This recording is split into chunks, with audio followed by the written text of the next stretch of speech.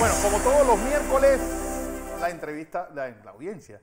Me acompaña Roniel Ortiz, como mi copresentador, Alejandro Pérez Saldaña conmigo. Y yo, la verdad es que a mí el derecho me parece más algo mágico.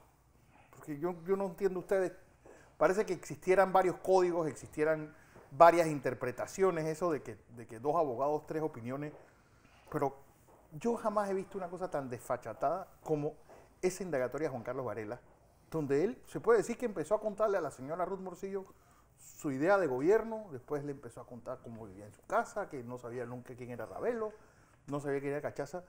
Es decir, esa es la labor de un fiscal, escucharle como si fuera un psiquiatra a una persona, un cuento de lo que tiene en la cabeza. Acuérdate que hace un tiempo atrás él era el procurador, así que ellas le rendían pleitesías, todavía le siguen rendiendo pleitesías, y le permitieron una indagatoria. Cuando ya tú dices, bueno, ok, voy para la indagatoria y voy a declarar, la fiscalía tiene que tener el cuestionario, es la que lleva la rigurosidad de las preguntas que se tienen que hacer.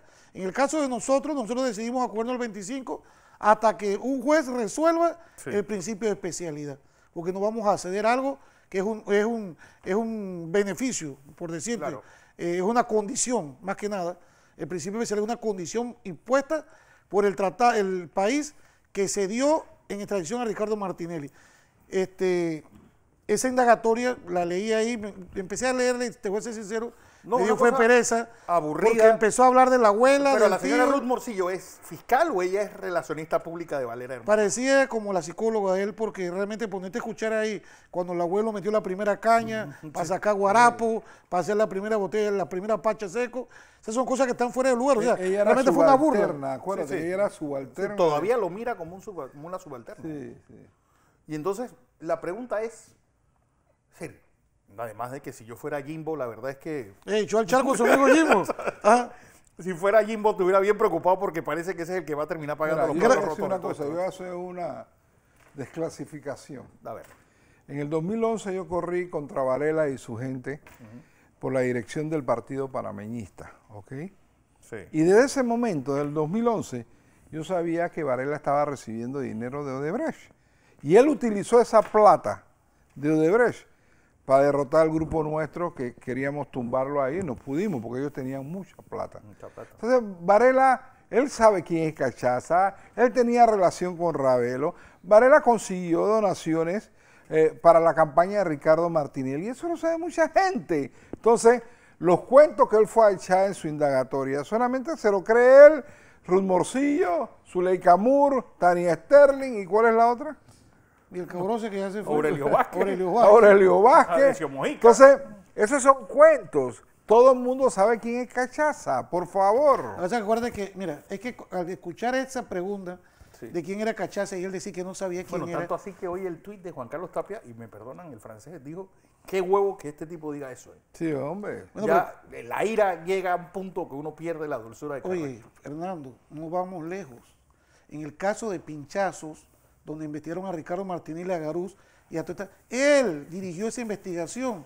Él le dijo a 8430-145, tú vas a declarar que tú tienes un amigo que te está contando este bochinche, que yo te voy a respaldar, como le decía a Jaime Lazo, a que lo acaba de echar el charco en esa indagatoria. Que se mire entonces, en el espejo eso solamente estaba en la cabeza de este enfermo, enajenado mental, subnormal, como le dice Ricardo Martinelli, que inventa estas locuras, dirigió y está evidenciado en los Varela Leaks de que cómo daba órdenes, cómo sabía que iba a decidir cada fiscal. Sí, bueno, ahí te das cuenta. Él fue a una terapia al Ministerio Público, me imagino que le pusieron un sillón, se acostó y empezó a la paja ahí toda la noche de cualquier locura, porque realmente ponerte que si tu abuela era fulanita que se casó con... Es una cosa que está totalmente fuera de lugar.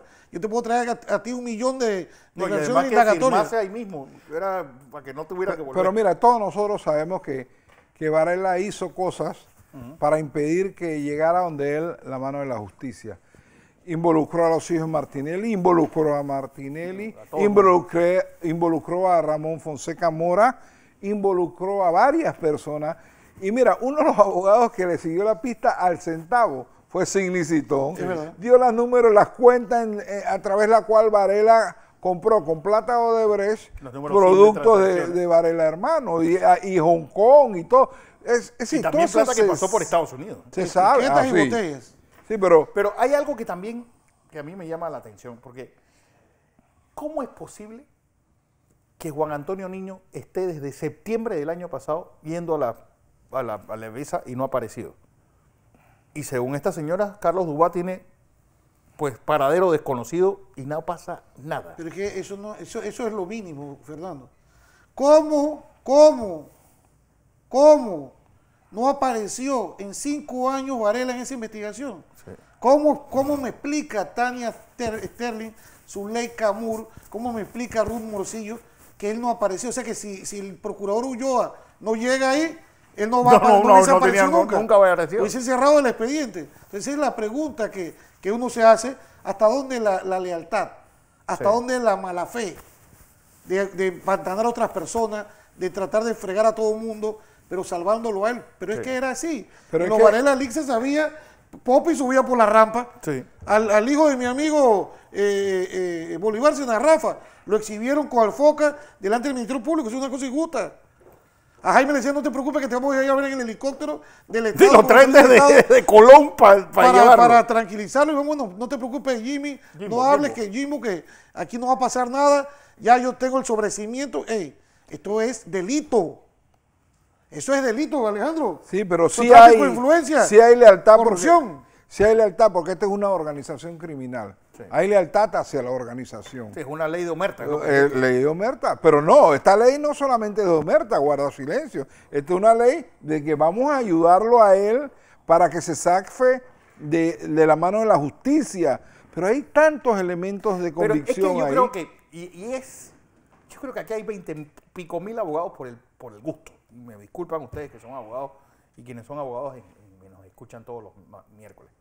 Pero que el hecho que el fiscal que estaba haciendo los acuerdos de Odebrecht ahora aparezca del otro lado como abogado de Juan Carlos Varela, yo creo que eso viola cualquier tipo de ética que haya. Eso Y el es colegio de delito. abogados no ha dicho nada. Oye, Eso pero no es un solamente delito, él, eso es un no delito, solamente eso. ese abogado. Sí, yo te Recuerda, hago, mira, Fernando, y hay que ver si ese hombre estaba haciendo eso desde antes de Sí, pasar Fernando, al escúchame. ente privado. Es decir, mira, yo cuando empecé en el caso Pinchazo por Gustavo Pérez, me tocó poner una denuncia en contra de Rolando López, que fue la denuncia por la cual me odió toda y me sigue odiando, y me tendré que odiar hasta el resto de tu vida, y contra Álvaro Alemán, producto de que si ellos eran, que ese es otro que también. exacto, si ellos eran el ministro de la presidencia, y acá estaban acusando a Ricardo, ustedes tienen que responder por unos actos que yo los acusé. En ese caso en particular, la señora, el señor Rigoberto González, procurador de la administración, Otro. que es el que investiga al procurador general de la nación, yo puse Él fue a cuidar a la sí, procuradora. en ese caso en particular tomó una decisión de que él no era competente para conocer de ese proceso, porque decía que el que había contestado la nota había sido el secretario general de Kenia Porcel, Rolando Rodríguez. ¿Qué resulta ser? Un secretario general no puede contestar notas, Sí. porque él actúa por Ellos delegación. hicieron No, todo. él es Al un- menos una petición que se le hizo al procurador. Entonces, ¿qué sucede? Agarraron ese proceso, se lo envía Rigoberto a Kenia, Kenia se lo manda a Cabeza de Acerrín, El mismísimo. a Cabeza de Acerrín archiva el expediente. ¿Quién Y es cabeza de serrín? Un ciudadano Ahora te ahí, digo, Se me olvidó. una persona que El nombre. no quiero ni acordarme el nombre, pero pero ¿será un tal Marcelino o no? puede ser.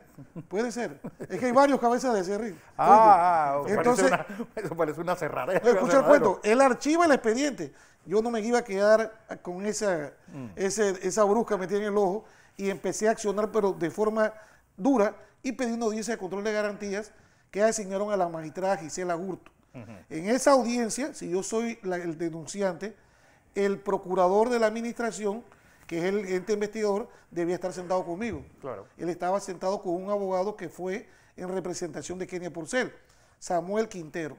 Yo conozco a Samuel, era un funcionario del Ministerio Público de Penonomé, pero fuimos a la audiencia. Samuel hizo una buena audiencia, porque después se lo dije, hiciste una buena audiencia, pero fuiste muy didáctico en querer decirle a la magistrada que tú sabías más que ella. Entonces, el abogado que me representó a mí, porque yo estaba recién operado y no podía hablar, como yo hablo tanto, tampoco no podía tirarme esa audiencia. Yo le dije al abogado lo que teníamos que hacer, hicimos la audiencia y él era de la tesis de que la acción penal era del Ministerio Público y que había separación de funciones de acuerdo al nuevo Código Procesal Penal, o era sistema penal acusatorio. ¿Y qué resulta ser? Que la magistrada, ya, ok, usted dice eso, está bien. Se fue a hacer el receso para decir, y cuando se decidió le dijo, en primera instancia quiero reconocer que tengo que darle la razón a la defensa del licenciado Roniel Ortiz, como denunciante de este caso, es el único caso que Kenia perdió, ¿oíste? Le metí su lamparazo, por eso es que ella me respeta, me odia, no sé qué. Te odia, no te respeta. Odia a Vallarino, a mí yo no creo que tanto. Pero ¿qué resulta ser? Que ella agarra y todo queda ahí. Después se fueron en apelación, pero les gané. Mi satisfacción personal es que le había metido un chancletazo a la Procuradora General de la Nación y a su abogado. ¿Qué resulta ser? Que después yo viendo la televisión venían las famosas homologaciones del caso de Brecht. Y Samuel Quintero aparece y resulta ser que Samuel Quintero aparece abogado en escena, de Odebrecht. Abogado de Odebrecht. Imagínense tal sinvergüenzura. Yo, Roniel Ortiz, fui a Madrid y tuve una reunión con el señor Tacla Durán, personalmente. Y el señor Tacla Durán me dijo a mí que en efecto ellos habían ido, aparentemente, el apodo de Kenisolda Procel, de espía, ya no allá en Europa y en Brasil no era el espía, allá le decían la africana.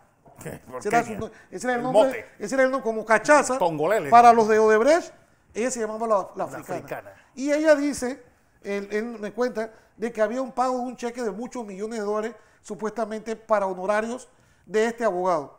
Posteriormente yo sostengo aquí en Panamá una reunión con un abogado que respeto mucho, un catedrático, profesor amigo mío, y él me contó que él era abogado de esa empresa, es abogado de esa empresa o era abogado de esa empresa, y él le toca ver a la africana caminando por los pasillos de Odebrecht solicitando que lo quitaran de abogado porque ellos no se sentían cómodos con ese abogado y ellos querían poner el de ella. Y por eso es que entra Samuel Quintero a ese caso como defensor y ejerce esa función.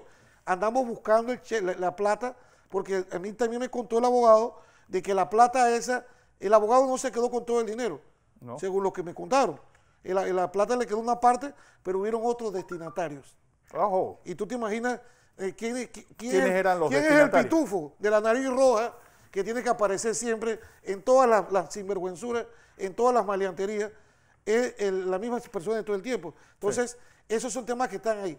Entonces, pese a todo esto, aquí van a bailar tango a Buenos Aires. ¿Tuviste la foto? El fiscal Aurelio Vázquez con el abogado de Odebrecht bailando tango en Buenos Aires, Argentina. Pero tú sabes por qué. Tanta corrupción y muchos casos que tú sabes, Alejandro, que te han cerrado, que te dicen que no ven el delito, pero acá yo no entiendo por qué no ven esto. No lo ven ni lo verán nunca. Esta es una red de maleantes. Esta es una red de personas amorales. Esta es una red de maleantes, no amorales, maleantes titulados fiscales al servicio de Varela. Eso es todo lo que hay aquí. Porque hablando de esta pandilla, ¿qué fue lo que me estabas contando de Tania Sterling?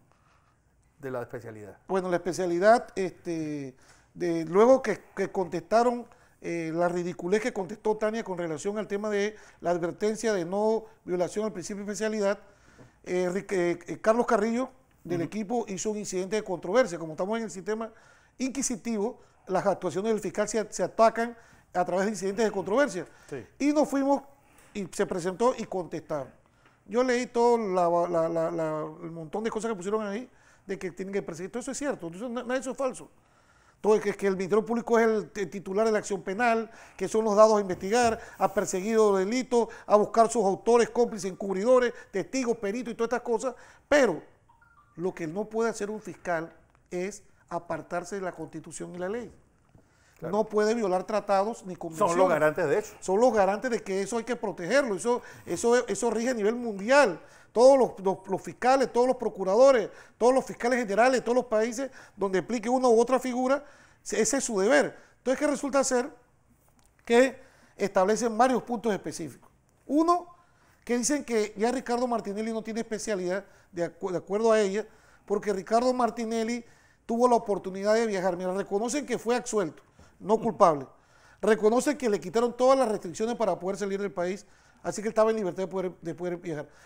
Certifican de que Ricardo Martinelli viajó a varios países. Y certifican de que en base a eso, él tuvo la oportunidad de regresar al país donde fue extraído. La extradición es, en base al Tratado de 1904, es un tratado entre Panamá y los Estados Unidos que reúne condiciones. Dentro de las condiciones son 4 condiciones específicas. Uno, que solamente podía ser juzgado por los 4 delitos por los cuales fue solicitada esa extradición. Eso fue una pelea grande que se dio en los tribunales por parte del abogado Marcos Jiménez, Jordi Martínez y Juan Rodríguez, que se llama el otro, y John Byrne, que hicieron esa pelea porque esa es la estrategia, que vamos por lo que vamos, sí, pero que nos reconozcan el principio de especialidad. Y así se hizo. La segunda condición era que él tenía que ser atendido médicamente, producto de su padecimiento médico, y lo otro que se le tenía que respetar la vida, y lo más primordial de todo era el hecho de que tenía principio de especialidad. Mira, nosotros trajimos la ley de los Estados Unidos para poder levantar un principio de especialidad. Panamá tiene que pedírselo a la Cancillería, para que la Cancillería se lo pida al Departamento de Estado, para que el Departamento de Estado se lo pida al Departamento de Justicia. Espérate, al Secretario de Estado de los Estados Unidos, no al Departamento de Estado, al Secretario de Estado. Y de ahí tendría que irse el Secretario de Estado, ir al Secretario de Justicia y ahí mandarse donde el juez que lo concedió en extradición, porque ese fue el que puso las cartas sobre la mesa. Ese fue el que puso las condiciones. Y este juez tendría que decir, bueno, tráigame las pruebas de por qué usted hacer dice, una audiencia. Una audiencia, sí. Una audiencia. Traigan las pruebas, vamos a hacer una audiencia. Y usted me va a decir a mí, ¿por qué usted está diciendo que por qué le están quitando la extradición? ¿Por qué le tengo que quitar? ¿Por qué se lo tengo que quitar? Sí, sí. Y en esa audiencia yo te he puesto 1000-1 que nosotros ganamos con los ojos tapados. ¿Qué hicieron ellos? Ellos, como averiguaron todo esto, sí, en base a las consultas que hacía Tania Sterling y Kenia Porcel, ellos agarraron y hicieron... Además de dilapidar $1 millón de los exacto, impuestos de los panameños, hicieron un intento de un levantamiento de ese principio de especialidad, pero fracasaron en ese intento. Fracasaron y al final del camino la Cancillería terminó diciéndole no solamente a un fiscal, sino como a 3 fiscales más, esto es una función jurisdiccional. Ellos querían que la Cancillería dijera si tenía o no tenía principio de especialidad. Nosotros hicimos la pregunta de otra forma. ¿Cuándo empezó a operar el principio de especialidad? Y nos certificaron a nosotros, que le hizo Camachín, el principio de especialidad empezó a operar el día que el señor Ricardo Martinelli pisó el territorio de la República de Panamá. Por ende, hasta la fecha del día de hoy, no ha existido un juez que haya autorizado que se pida el levantamiento de la excepción al principio de especialidad. ¿Qué hicieron? Como hicieron las resoluciones esas de indagatoria, Ricardo, yo no estoy renunciando a mi especialidad. Y por eso habíamos presentado con anticipación y habíamos trabajado durante toda la pandemia, sí, la excepción, la advertencia al principio de especialidad que no se violara. Y pusimos todas las pruebas, pero ellas contestaron como les dio la gana, porque este es como una pelea como de niños con abogados. Nosotros somos los abogados y los otros son unos niños que están empecinados en querer hacer una cosa que la ley se los prohíbe. Entonces, ¿qué resulta ser? Dijeron eso, que la especialidad ya no existía porque había una carta de un funcionario de los Estados Unidos. Sí. Yo voy a traer el próximo programa esa bendita carta y la vamos a leer en español y en inglés. 1, el documento original no existe. 2, Kenia Porcel no podía solicitar nada de Ricardo Martinelli porque ella no era una fiscal competente ni tenía jurisdicción sobre Ricardo Martinelli. Ni competencia ni jurisdicción. Por ende no podían, como tampoco podían participar en la extradición. Claro. Como lo hicieron y que quedó constancia en una querella que yo le presenté, porque ella tiene que explicarle a la justicia cómo ella queda haciendo asistencia con la firma gringa para ayudarles a ganar $1 millón con la plata del pueblo panameño, porque ellas no tienen absolutamente nada que hacer en ese tema. Pero lo peor aún es que dijeron que con las actuaciones de haber ido se estaba convalidando que al principio no existía. Si lo primero que establecimos y hemos hurgado hasta la saciedad es de que no hemos renunciado, no vamos a renunciar. A nosotros nos tienen que matar para que este principio de especialidad se lo quiten a Ricardo Martinelli. Y lo vamos a pelear. Entonces, pidieron que se rechazara el incidente. Yo sé que el juez que le corresponde esto que es el juez Carrasquilla, va a hacer un trabajo como debe ser, pegado a la ley.